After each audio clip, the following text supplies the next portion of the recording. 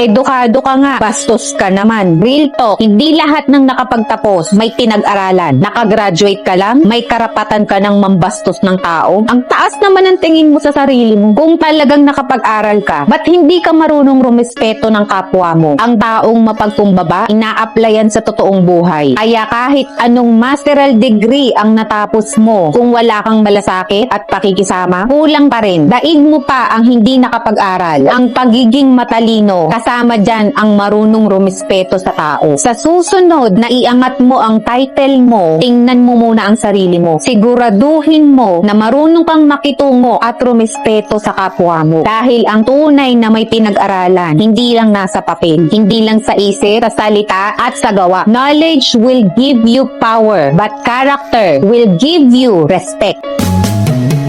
Ikaw man lang